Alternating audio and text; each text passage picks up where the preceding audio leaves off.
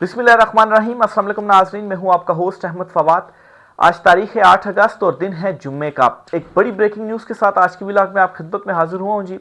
ख्वाजा आसिफ के इस्तीफे के बाद अब स्पीकर कौमी असम्बली अयाज सादिक का इस्तीफ़ा भी सामने आ गया है और ये इस्तीफ़ा एहतजाजन पेश किया गया है कि मुझसे जिस तरीके से ऐवान चलवाया जा रहा है इस तरह से मैं ऐवान नहीं चला सकता। इस पर कुछ एक्सक्लूसिव डिटेल्स आपके साथ में शेयर करूंगा।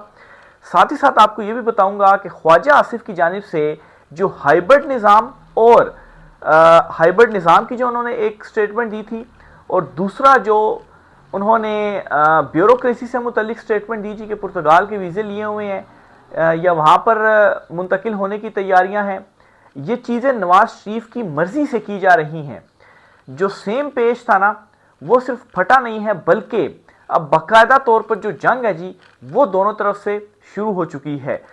राना सनाउल्लाह ने एक स्टेटमेंट दी है और इस स्टेटमेंट में लिटरली इमरान खान साहब के जो पाँव हैं जी वो पकड़े गए हैं कि इमरान खान साहब हमारे साथ आप बैठें, हमारे साथ आप बात करें। राना सनाउल्लाह की जानिब से ये स्टेटमेंट दी गई है और ये स्टेटमेंट क्यों दी गई है क्योंकि यहाँ पर जो फड्डा है जी वो पड़ गया। इन सारी चीज़ों पर कुछ एक्सक्लूसिव डिटेल्स हैं वो आप साथ में शेयर करूँगा। और दूसरी खबर ये है कि मुक़्तदरा के लिए अच्छी खबर नहीं है। ट्रंप की जानिब से ट्रंप ने एक ट्वीट की है और इस ट्वीट में एक ऐसी डिमांड ट्रंप ने कर दी है जो कि मुक़्तदरा के लिए पूरी करना नामुमकिन है या आप यूँ कहें कि बहुत ज़्यादा मुश्किल है। ऑलरेडी उन्हें अपनी ही मुंतखब जो हुकूमत है जी इससे एक जो चैलेंज आप कहें या जो स्टेटमेंट्स आ रही हैं, जो मुश्किलात हैं उसका सामना करना पड़ा है और ऊपर से ट्रंप ने भी एक नया कट्टा इनके लिए खोल दिया है और ये सारी जो चीज़ें हैं वो इमरान खान के हक में जा रही हैं। इस पर कुछ एक्सक्लूसिव डिटेल्स आपके साथ शेयर करूंगा। पहली खबर आपसे जो शेयर करनी है जी वो स्पीकर अयाज सादिक से मुतल्लिक है। पहले तो उमर अयूब साहब ने ये एक स्टेटमेंट दिया अयाज सादिक के हवाले से, ये आपके सामने रखता हूँ, फिर इस्तीफे की खबर आपको देता हूँ जी। स्पीकर अयाज सादिक का रोल निहायत मनफी रहा है और अभी भी है और वो कोई आज़ाद स्पीकर के तौर पर काम नहीं कर रहा बल्कि एक कठपुतली बनकर काम कर रहा है। ये स्पीकर अयाज सादिक के हवाले से उमर अयूब की जानिब से कहा गया जी कि वो एक कठपुतली के तौर पर काम कर रहे हैं। अब सनाउल्लाह मस्ती खेल ने एक बड़ा दावा किया है अयाज सादिक के हवाले से, उनके इस्तीफे के हवाले से। वो क्या कहते हैं उनकी स्टेटमेंट जरा सुनिए। एक निजी टीवी चैनल के शो में उन्होंने ये जो गुफ्तगू है वो की है। बतौर सबूत आपके साथ मैं ये बात शेयर कर रहा हूँ जी। स्पीकर कौमी असम्बली अयाज सादिक के ऊपर दबाव है। एक वक्त ऐसा आया कि स्पीकर ने कहा इस्तीफ़ा दे देता हूँ क्योंकि जिस भोंडे अंदाज में आप मुझसे हाउस चलवाना चाह रहे हैं शायद मैं ये ना कर सकूं। तो स्पीकर अयाज सादिक की जानिब से भी जो इस्तीफ़ा है जी वो सामने रख दिया गया कि ये मैं इस्तीफ़ा फिर देता हूँ जिस भोंडे अंदाज से मुझ से जो ऐवान है जी वो चलवाया जा रहा है। तो ये जो कट्टा खुला है ना इस मरतबा और ये जो सेम पेज इस मरतबा फटा है ये सिर्फ ख्वाजा आसिफ की हद तक नहीं है बल्कि अयाज सादिक वो भी बड़े सीनियर रहनुमा नून लीग के, उनके हवाले से भी, उनके इस्तीफे के हवाले से भी ये जो बड़ी ब्रेकिंग न्यूज़ है जी वो सामने आ गई है। और ये जो दावा किया गया ना उमर अयूब साहब की जानिब से कि कैसे मनफी किरदार रहा है इस पर भी आपको बताता चलूँ कि मनफी किरदार क्या है और असल में जो मुक़्तदरा है जी वो क्या चाहती है स्पीकर अयाज सादिक से और वो काम उन्होंने कर भी दिया है। शेख वकास अकरम के अगेंस्ट तहरीक मूव हुई है जी कि उनको डी सीट कर दिया जाए, उनको फारिग कर दिया जाए क्योंकि वो लगातार 40 दिन से ऐवान में नहीं आ रहे और रूल्स के मुताबिक अगर कोई तहरीक पेश करता है तो ये कार्रवाई होती है। तो अयाज सादिक ने खुद ही कहा जी तहरीक पेश करें और फिर तहरीक जो है वो पेश की गई। शेख वकास अकरम की छुट्टी की दरख्वास्त हम देते रहे हैं। अपोजिशन मुतालबा करती है कि बताया जाए शेख वकास अकरम की छुट्टी की दरख्वास्त स्पीकर के सामने क्यों नहीं रखी गई। महज़ब दुनिया में अगर ऐसा होता तो सख्त कार्रवाई की जाती। ये बैरिस्टर गौहर ने कौमी असम्बली में खिताब किया। यानी कि शेख वकास अकरम अगर नहीं आते रहे, गैर हाजिर थे, तो उनकी छुट्टी की जो दरख्वास्त थी वो स्पीकर के सामने स्पीकर को दी जाती रही। अब उनके सामने रखी गई या नहीं रखी गई या उनके सामने रखी गई और उन्होंने जो आंखें हैं जी वो बंद कर लीं और फिर उसके बाद शेख वकास अकरम को क्यों हटाया जा रहा है, इसके पीछे क्या है? क्योंकि ये वो हल्का है जहाँ पर ये दावा जो है वो मुख्तलिफ हल्कों की जानिब से किया जा रहा है कि मोहसिन नकवी उनको इलेक्शन लड़वाया जाएगा और फिर उसके बाद वज़ीर-ए-आज़म भी मोहसिन नकवी ने बनना है, तो उससे पहले ये ज़रूरी है कि वो इलेक्शन जीतें। इलेक्शन ज़ाहिर सी बात है, फॉर्म 47 का तजर्बा हो गया है, फॉर्म 47 जारी करके इलेक्शन तो जीत जाएंगे, लेकिन उससे पहले इलेक्शन लड़वाना भी तो है किसी सीट से, तो वो इस हल्के से लड़वाना है। तो स्पीकर कौमी असम्बली अयाज सादिक का जो किरदार है जी, वो इस तरह से सामने आ रहा है। अब ये जो स्पीकर अयाज सादिक की तरफ से ये मामला सामने आया इस्तीफे का, ख्वाजा आसिफ ने तो खुद ही जो है वो इस्तीफ़ा भी पेश कर दिया और उसके बाद उनकी जो स्टेटमेंट है वो भी सामने आ गई। ये क्यों किया जा रहा है और ये किसकी ईमा पर किया जा रहा है, और आखिर इस टाइम पर नून लीग जो है, ख़ास तौर पर जो नवाज ग्रुप है, उसकी जानिब से ये चीज़ें क्यों सामने आ रही हैं। ये खबर सुनिए जी, नईम अशरफ भट्ट साहब हैं, सीनियर जर्नलिस्ट हैं, उन्होंने ये खबर दी और कहते हैं कि ख्वाजा आसिफ का हाइब्रिड निज़ाम का बयान और नवाज शरीफ की मर्ज़ी से दिया गया था। इनकी हालिया ट्वीट भी नवाज शरीफ की मर्ज़ी के बगैर नहीं हुई। यानी कि ख्वाजा आसिफ ने जो हाइब्रिड निज़ाम का एक स्टेटमेंट दिया था ना, इसमें एक तरह से वो इस्टेब्लिशमेंट को साथ शामिल कर रहे थे और मलबा उनके ऊपर डाल रहे थे कि हम अकेले नहीं हैं जी, हमारे ऊपर चीज़ें ना डाली जाएं, इस्टेब्लिशमेंट भी सब चीज़ों में हमारे साथ शामिल, बल्कि उन्हीं की उसके ऊपर जो चीज़ें जी हम कर रहे हैं। और जो हालिया ट्वीट की है ये भी नवाज शरीफ की मर्ज़ी से ही हुई है। अब नवाज शरीफ जो हैं वो क्यों एक मरतबा फिर से जो पंगा है जी, यानी कि अगर हुकूमत बन गई और इतने टाइम से बिल्कुल खामोशी से यस सर कहकर आप गुजारे हैं, तो अब ऐसा क्या हुआ है या होने जा रहा है जिस पर आप अपना ये जो इस्तीफ़े हैं और जो सेम पेज है वो फाड़ें, और इस किस्म का जो पंगा है जी वो इस्टेब्लिशमेंट से लिया जा रहा है।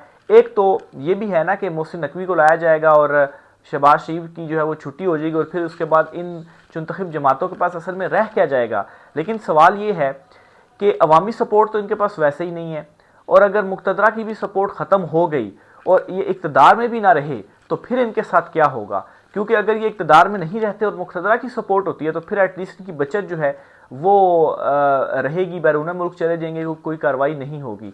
लेकिन ये काम करके जो है वो एक तो नवंबर में एक्सटेंशन वाला मामला भी खुलने जा रहा है, एक नई जो तब्दीली है वो भी देखने को मिल सकती है। एक तो इसकी रीज़न ये भी हो सकती है, और दूसरा इसकी जो सबसे बड़ी रीज़न है वो ये है कि ट्रंप ने एक ट्वीट किया, और इस ट्वीट के बाद ट्रंप ने इस चुनतखब रजीम को बड़ी मुश्किल में डाल दिया, सुलतकारों को भी और हैंडलर्स को भी, मुक्तदरा को भी और इस चुनतखब हुकूमत को भी। क्या ट्वीट किया ट्रंप ने? मेरे लिए ये बहुत अहम है कि मशरिक़ वस्ता के तमाम ममालिक इब्राहीम मुआहदे में शामिल हों। इब्राहीम मुआहदे में शामिल होने से ख़िते में अमन को यकीनी बनाया जा सकेगा। मशरिक़ वस्ता, अब मशरिक़ वस्ता के तमाम ममालिक कौन है? ज़ाहिर सी बात है इसमें पाकिस्तान भी है। इब्राहीम मुआहदा क्या है? इब्राहीम मुआहदा है जी इसराइल को तस्लीम करने का। तो ट्रंप ये कह रहे हैं जी कि मेरे लिए ये बहुत ज़्यादा अहम है कि आप सब इसराइल को तस्लीम करें, इसी से जो अमन है जी वो आएगा। अब अगर आप ट्रंप की ये बात नहीं मानते हैं, जो कि हमारा एक पिछले 77 साल से एक जो है वो हमारा स्टैंड है, हमने एक जो है वो चीज़ के ऊपर स्टैंड लिया हुआ है, और अब ये जो प्रेशर है वो आ रहा है, और इस टाइम पे ज़ाहिर सी बात है जो सपोर्ट है आलमी वो भी चाहिए। अगर सपोर्ट हमारे पास ख़त्म हो जाती है, मौजूदा इस रजीम के पास आलमी सपोर्ट ख़त्म हो जाती है, और इंटरनली तो अवाम की सपोर्ट है ही नहीं, यहाँ से जो नून लीग है उसकी तरफ से भी इस किस्म की जो स्टेटमेंट्स हैं वो आ रही हैं, तो अब करें तो करें क्या। यानी कि ये सारे के सारे जो हैं वो बिल्कुल फंस चुके हैं इस वक्त। और इमरान खान साहब के लिए अच्छी खबर इसलिए है कि कुछ ना कुछ तो जो डिसीजंस हैं वो लिए जाएंगे, और इमरान खान साहब की रिहाई जो है वो एटलीस्ट मैं अब देख रहा हूँ कि बहुत करीब है इमरान खान साहब की रिहाई। और इमरान खान साहब की रिहाई का मतलब यही है कि इमरान खान साहब इक़्तिदार में वापस आएंगे, इनको चैन जो है वो नहीं लेने देंगे। उन्होंने अभी भी इनको चैन से बैठने नहीं दिया हुआ, जेल में बैठकर भी इमरान खान साहब जो हैं उन्होंने नथ डाली हुई है इस चुनतखब रजीम को। तो अब अगर ट्रंप की ये बात मान ली जाती है तो क्या ये जो चुनतखब हुकूमत है, जिस तरीके से नवाज शरीफ की ईमा के ऊपर ये ट्वीट्स आ रही हैं, क्या ये बात मानेगी मुक्तदरा की और ये काम करेंगे, या ये इसी वजह से किया जा रहा है जी कि हम ये काम ना करें, हम साइड पर हो जाएं, ये खुद जाने बुझें। और अगर ये ऐसा काम करते हैं तो फिर उसके बाद इंटरनली क्या जो रिएक्शन है जी वो आएगा, उस रिएक्शन से कैसे बचा जाएगा। और अगर आप ये चीज़ ट्रंप की बात नहीं मानते तो जो सपोर्ट है एक आलमी वो आपके पास ख़त्म हो जाएगी। तो कैसे आप जो है, चूँकि सिस्टम तो आपसे नहीं चल रहा ना, आपकी नाअहली की वजह से चीज़ें तो नहीं चल रही हैं, तो फिर कैसे जो है वो आप सर्वाइव करेंगे। और फिर अगर इमरान खान साहब जो है वो रिहा हो जाते हैं तो फिर उसके बाद इमरान खान का जो खौफ है वो अलहदा से तारीख, अगर इमरान खान साहब रिहा हो जाते हैं तो फिर उसके बाद हमारा जो है वो क्या बनेगा। तो हर तरफ से ये फंस चुके हैं। यानी कि वो एक एग्जांपल दी जाती है ना कि इमरान खान या इस वक्त मौजूदा सूरत हाल जो है वो इनके गले की हड्डी बन गई है, जो ना निगली जा रही है और ना ही उगली जा रही है। और एक और एग्जांपल लेते हैं जी कि आगे खाई और पीछे कुआं, यानी कि दोनों तरफ मौत है। आगे भी आप जाएंगे तो कुएं में गिरेंगे, पीछे आप आएंगे तो खाई में जो है वो आप गिरेंगे। तो ये इस वक्त जो सूरत हाल है जी वो बन चुकी है। अगली खबर जी आपसे शेयर करता चलूँ कि असद कैसर साहब ने एक मरतबा फिर से ये स्टेटमेंट दिया और वो ये कहते हैं कि अगर इमरान खान यकीन दहानी करा दे कि हुकूमत को चलने देंगे तो वो कल रिहा हो जाएंगे। कहा जा रहा है कि 2027 तक हुकूमत को चलने दिया जाए। इमरान खान के केसेस का मीडिया पर ओपन ट्रायल होना चाहिए। राना सनाउल्लाह के केस पर इमरान खान ने काबीना इजलास में तहफ़्ज़ात का इजहार किया था। तो खान साहब से यही डील ली जा रही है असल में कि मैंडेट वापसी का ना कहें, आप खामोशी से बनी गाला बैठ जाएं तो आप रिहा हो जाएंगे, बाकी सारे भी रिहा हो जाएंगे। इस सिस्टम को आप चलने दें। लेकिन खान साहब इस सिस्टम को कैसे चलने दे सकते हैं, कैसे इसको एक्सेप्ट कर सकते हैं। खान साहब का तो नारा यही है हकीकी आज़ादी का, और ये है जी कि उनका जो मैंडेट है वो चोरी किया गया, अवाम का जो वोट है वो चोरी किया गया। आखिर में जी आपको बताता चलूँ कि राना सनाउल्लाह जो हैं उनकी जानिब से एक स्टेटमेंट आई है और लिटरली इमरान खान साहब के अब जो पाँव हैं जी वो पकड़ लिए हैं मुस्लिम लीग नून ने। कैसे जी, वो स्टेटमेंट क्या देते हैं। इमरान खान ने सियासी रास्ता निकालना है तो इन्हें सियासी जमातों से बात करना होगी, इन्हें हौसला करना होगा कि वो नवाज शरीफ के साथ बैठें। यानी कि राना सनाउल्लाह ने कहा था ना कि जब उस वक्त के आर्मी चीफ जनरल बाजवा जो थे उन्होंने इमरान खान साहब से कहा जी कि आए इनके साथ बैठे, तो इमरान खान साहब ने कहा नहीं, मैं उनके साथ नहीं बैठूंगा। अगर मैं उनके साथ बैठूंगा तो मुझे उनसे हाथ मिलाना पड़ेगा, तो मैं इन चोरों के साथ कैसे हाथ मिलाऊंगा। तो राना सनाउल्लाह कह रहे हैं जी खान साहब हौसला करें, आप बैठें हमारे साथ और नवाज शरीफ के साथ आप बैठें। पहले ये कह रहे थे ना जी कि हमारे साथ बैठें, अब ये नाम ले रहे हैं जी कि नवाज शरीफ के साथ बैठें, और फिर साथ ये भी कह रहे हैं जी कि आसिफ जरदारी के साथ भी आप जो है वो बैठें। ये क्यों कह रहे हैं ऐसा? क्योंकि अब इनको जो अपना सर है जी वो कलम होता हुआ, सियासी सर जो है वो कलम होता हुआ नज़र आ रहा है। इनके पास अब ऑप्शंस कोई नहीं बचे कि ये अब करें तो करें क्या। एक तरफ मुक्तदरा है जी जो कि इन नई एक उसकी तलाश में है, मोहसिन नकवी की तलाश में है।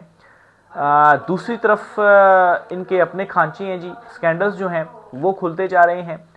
और फिर उसके बाद आलमी जो सपोर्ट है वो किस तरीके से हासिल होगी। इमरान खान को ज़्यादा देर जेल में नहीं रख सकते हैं जी, इसलिए अगर इमरान खान साहब कोई डील कर लेते हैं हमारे साथ, यानी कि बैठ जाए यही डील कर दें कि हमें कुछ नहीं कहेंगे, तो उस हद तक भी मेरे ख्याल से शायद ये मान जाएं कि चलें जी हम साइड पर हो जाएंगे। इमरान खान और जो मुक्तदरा है जी वो आमने सामने रहे, वो आपस में फाइट करते रहें जी, हम कुछ नहीं कहेंगे और हुकूमत में भी हम नहीं होंगे, हम साइड पर हो जाते हैं। इस किस्म की भी कोई जो चीज़ है जी वो शायद ये मान लें। लेकिन क्या है जी, ये चाह रहे हैं जी कि इमरान खान हमारे साथ जो है वो बैठ जाएं। सिकंदर सुल्तान राजा साहब जो हैं उनके हवाले से भी एक खबर सामने आई है जी कि उनकी जो अहलियाँ हैं रुबाब सिकंदर, इनको चीफ कलेक्टर कस्टम्स पंजाब जो है वो तैनात कर दिया गया है। तो जो है जी सिकंदर सुल्तान राजा साहब हैं, इनकी अहलिया को तो ये ओहदा दिया गया है, इसका नोटिफिकेशन भी जारी कर दिया गया है। लेकिन सिकंदर सुल्तान राजा साहब ये भी एक्सटेंशन पर हैं इस वक्त। इनकी भी जो रिटायरमेंट है, जो मुद्दत थी वो ख़त्म हो गई थी, लेकिन उसके बाद फिर जो तरमीम आई ना उसके नतीजे में कहा गया जी कि जब तक कोई नया चीफ इलेक्शन कमिश्नर नहीं आता तब तक जो पुराना होगा वही कंटिन्यू करेगा। तो पहले ऐसा होता था ना जी कि फिर चीफ इलेक्शन कमिश्नर कोई होता ही नहीं था, तो अब कोई लगाया ही नहीं जा रहा। तो सिकंदर सुल्तान राजा जो हैं वो भी एक तरह से एक्सटेंशन पर ही हैं, और उनकी अहलिया जो हैं वो भी नए नए अहदों पर जो तैनात हैं वो हो रही हैं। यानी कि पाँचों जो उंगलियां हैं जी वो इस वक्त सिकंदर सुल्तान राजा की घी में है। और जाहिर सी बात है, बजाय जिस तरह से इन्होंने सहूलतकारी की, इतनी ज़्यादा फैसिलिटेशन की, उसके बाद बनता तो है कि कुछ ना कुछ जो सिला है जी वो इनको दिया जाए। आखिर में जी आमिर मतीन साहब हैं जी, उनका एक जो ट्वीट सा है या गुफ्तगू सी है वो मैं आपसे शेयर करना चाहता हूँ कि वो क्या कहते हैं कि ख्वाजा आसिफ वाला मामला क्या है। उन्होंने भी एक बड़ा इंकशाफ किया है। ख्वाजा आसिफ की ट्वीट काबीना के अंदर की लड़ाई लगती है, मार खाए नून लीग और मज़े लें दूसरे।